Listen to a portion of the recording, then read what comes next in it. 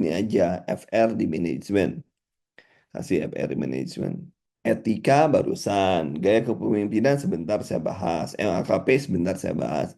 Kemudian pengelolaan dalam perawatan juga saya bahas sebentar. Nah, kode etik tadi autonomi sudah ya, menghargai pasien, justice, keadilan, non malefisien, tidak merugikan, veracity adalah kejujuran, beneficient adalah membuat terbaik, fidelity menepati janji, confidentiality kerahasiaan, accountability adalah profesional. Kadang, nah ingat teman-teman, keluar itu tidak otonomi, justice, veracity, tapi juga kadang-kadang keluar itu menghargai hak pasien, keadilan, kejujuran, dan lain sebagainya. Jadi, Anda harus paham, oh otonomi itu menghargai hak pasien, oh menghargai hak pasien itu otonomi. Jadi bolak-balik itu Anda harus benar-benar paham, ya. Kemudian, nah ini contohnya pelawat melakukan ROM, pasti pada sebelum mengajar hal tersebut, pasien diberi kesempatan untuk memilih latihan yang mana yang dilakukan dulu. Nah, kayak tadi ya, ada jadi di otonomi itu ada kesempatan untuk memilih. Justice. Di ruang perawat ada dua kelas perawatan, tidak membeda-bedakan ya, tidak membeda-bedakan itu justice. BDPCM, nah saya tentang program latihan memperbaiki kesehatan secara umum untuk tidak melakukan sesuatu dengan alasan risiko jantung. Kemudian fidelity, fidelity nih, meminta perawat untuk tidak menceritakan penyakitnya pada siapapun. Maka fidelity, bukan confidentiality. Ingat, kalau confidentiality adalah melakukan perawat hordeng gitu ya. Saya Lansia melihat tindakan tersebut itu confidentiality. Tadi, jadi ini muncul ya, yang ini ya. Soal nomor, bukan soal, contohnya muncul ya di ujian. Coba siapa yang tahu? Karena saya tahu itu ya. Karena banyak yang saya dapati ini muncul soal ini. Padahal ini kan sudah kita belajar. Anda belum belajar ya? Kelewat berarti. Muncul ya ini fidelity yang soalnya persis kan? Nah ini muncul. Makanya saya kayaknya tidak tahu. Ini saya kasih tahu ini muncul di ini di ujian muncul. Pasien dengan HIV tapi dia tidak mau keluarganya tahu itu fidelity. Maka perawat pada saat tersebut perawat menyetujui untuk tidak mengatakannya sehingga ketika ditanya oleh keluarga perawat mengatakan bahwa eh, atau perawat tidak mengatakan bahwa dia HIV gitu ya. Itu keluar teman-teman. Jadi pahami saja ini contoh-contohnya sudah saya berikan dengan baik, dengan mudah. Saya pikir mudah ya. Nah ini kepemimpinan. Kalau ada kepemimpinan, ada nggak gaya kepemimpinan? Memang ada beberapa yang dapat, ada yang tidak. Nah demokratis, contohnya yang dapat, ada yang tidak. Tanya. Berarti kalau soal perawat menyetujui permintaan pasien, maka kalau ada perjanjian, Kak. Jadi maksudnya gini, kalau ada pasien yang meminta, maka kita harus keep promise. Tolong, kalau misalnya, tolong ambilkan minuman meminta tolong ke kita untuk mengambilkan makanan, itu beneficient. Tetapi kalau meminta merahasiakan status dia, maka itu fidelity. Jadi terkait dengan ada yang dirahasiakan. Meminta sesuatu, tapi yang sifatnya harus dirahasiakan, maka itu adalah fidelity. Tapi kalau meminta sesuatu yang sifatnya umum, minta makan, minta disediakan, saya minta disediakan. Saya tidak mau melakukan hemodialisa, tapi saya ingin pengobatan tradisional. Itu apa? Otonomi itu bukan bukan permintaan pasien itu bukan tidak mesti fidelity. Fidelity itu kalau ada nilai kerahasiaan, ada value kerahasiaan di sana. Tapi kalau dia tadi saya tidak mau di hemodialisa tapi mau di tradisional, maka dia itu adalah autonomi. Ya. Kalau perawat memberikan penjelasan terkait alternatif lain dari tindakan, itu beneficien. Nah, itu kan. Yang seperti itu yang sedikit mungkin tricky teman-teman ya. Nah, tapi ya itulah yang harus Anda hadapi. Yo, sampai di sini ada pertanyaan, ayo.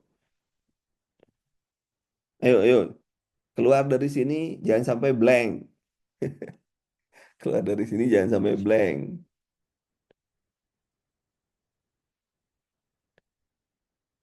Gini, yang pertama, ada permintaan untuk dirahasiakan.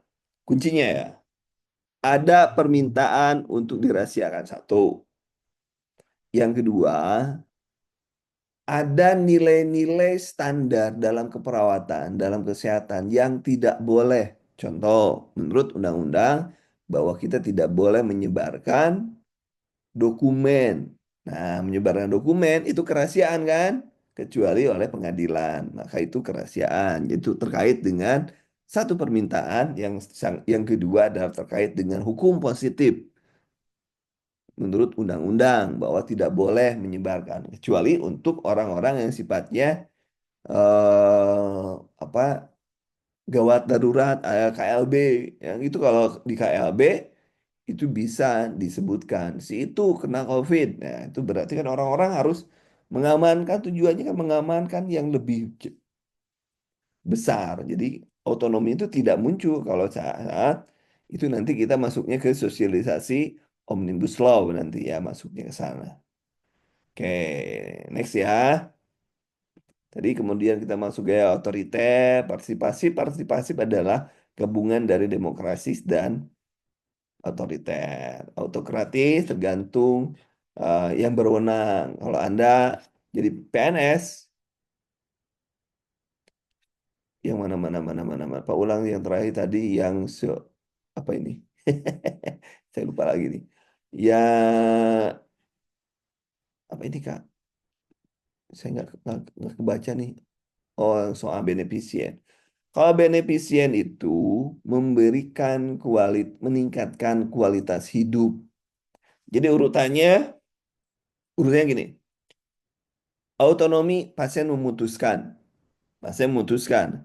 Kalau sudah memutuskan, maka kalian melakukan tindakan sesuai dengan SOP. Sesuai dengan SOP adalah tadi tadi itu akuntabilitas. Sesuai dengan SOP ada akuntabilitas. Kalau kalian melebihi SOP, memberikan penyuluhan terkait dengan peningkatan kualitas hidup, maka itu beneficien.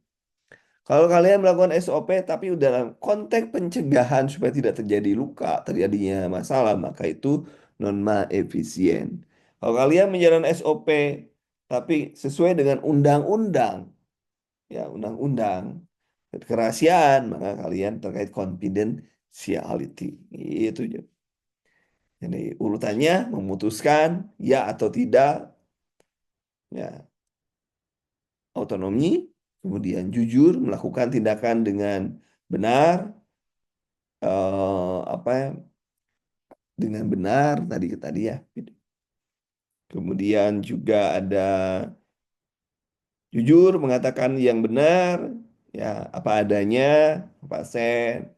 Tapi juga kalau ada permintaan kerahasiaan juga dilindungi. Nah, ini juga ada, mungkin ada teman-teman juga yang sudah dapetin metode perawat profesional tim di mana dibagi menjadi dua atau grup ya, dua grup dengan setiap kelompok memiliki tanggung jawab sebagai ketua tim. Satu kasus, setiap pasien dilimpahkan kepada semua perawat yang melayani kebutuhan mereka saat dinas. Kemudian primer, pembina suaka menugaskan kepada perawat yang bertanggung jawab penuh terhadap keadaan pasien selama 24 jam dengan kinerja melalui pengkajian evaluasi enggak dan dibantu oleh PP atau pelaksana perawat pelaksana fungsional keperawatan tugas tindakan fungsi ya fungsi aja. Nah, ini dalam fungsi manajemen juga ada POAK, planning, organizing. Ya, planning itu adalah perencanaan, merumuskan tujuan, menyusun upaya pencapaian tujuan, perencanaan tugas, staf, dan lain sebagainya. Organisasi menghimpun sumber daya yang ada, menghimpun data yang ada, mengatur division of work itu bagian dari division of work itu pembagian divisi, ya. Work itu bagian pembagian pekerjaan, itu bagian dari organizing, perorganisasian. Kemudian actuating atau ada yang directing juga boleh. Directing, actuating itu adalah directing. Directing itu mendorong, melakukan sesuatu, mengerjakan. Nah, orangnya namanya direktur. Commanding, memberikan perintah. Commanding itu lebih cenderung komandan tentunya. Coordinating, mengkoordinasikan, orangnya koordinator atau pelaksanaan. Itu actuating. Adalah bimbingan. Nah, contoh bimbingan misalnya memberikan bimbingan pada yang baru atau anak-anak baru itu yang bagian actuating. Surveillance, survei, apa nih lupa lagi saya ngomong. Kemudian ada controlling, itu bagian dari controlling, coaching, supervisi itu bagian dari coaching. Kalau ronde keperawatan itu tindakan-tindakan dalam keperawatan itu dalam beda nanti ada ronde, ada kalau ronde keperawatan keseluruhan semuanya orang ikut ya ikut di awal-awal gitu. Nanti kita bahas lah ya ronde keperawatan bedanya dengan yang lainnya. Ronde keperawatan, timbang terima, kalau ronde itu semua elemen ikut mendengarkan pemaparan dari seorang perawat terhadap sebuah pasien atau sebuah kasus yang mendapatkan masukan gitu ya. Ya, membuat jadwal planning, tindakan-tindakan diskusi pada semua perawat. Nah, apa ini? Pak, kalau misalnya Karum menjelaskan tindakan-tindakan atau diskusi kepada perawat itu termasuk puas menjelaskan tindakan-tindakan berarti dia dalam upaya eh, pengendalian. Kamu harusnya controlling, monitoring itu masuknya POAK. Ke C-nya controlling ya. Kalau mana maksud saya ronde di fungsi manajemen itu ya controlling, dia masuk ke controlling. Jadi pengawasan termasuk di dalamnya ada pengawasan, pengendalian dan lain sebagainya ya.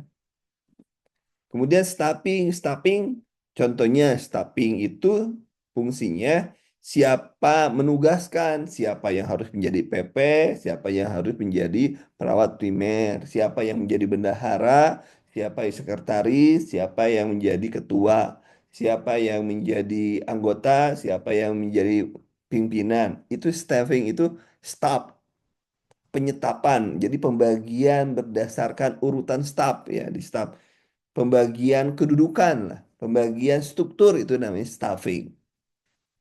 Oke, sampai sini boleh boleh nanya karena kan macam-macam. Kalau itu bedanya dengan organizing, sama staffing itu ada sama dengan organizing. Cuma kadang-kadang polanya kalau organizing itu lebih cenderung ke kalau bentar. Sioni. Kalau organizing itu terkait menghimpun semua sumber daya, dikumpul-kumpulkan semuanya. Tapi kalau staffing itu lebih cenderung kepada pembagian tugas struktur itu di staffing. Kalau organizing lebih cenderung semua dari mulai sumber daya, material, metode, mesin, market itu organizing. Tapi kalau staffing khusus ngurus bagaimana struktur dalam yang sifatnya main aja ya. Nah, itu. Tapi kadang-kadang tergantung Anda ngambilnya yang mana. Kadang ada yang poat aja, post the cock gitu kan, ada yang kayak gitu ya, tergantung. Cuma kalau staffing itu terkait dengan pembagian lebih ke SDM, oke ya, sumber daya manusianya ya. Kalau pembagian jadwal shift, nah pilihannya, kalau pembagian jadwal shift itu bisa kalau Karu membuat jadwal shift itu namanya planning. Tapi kalau Karu membagikan jadwal shift itu sudah masuk organizing. Satu.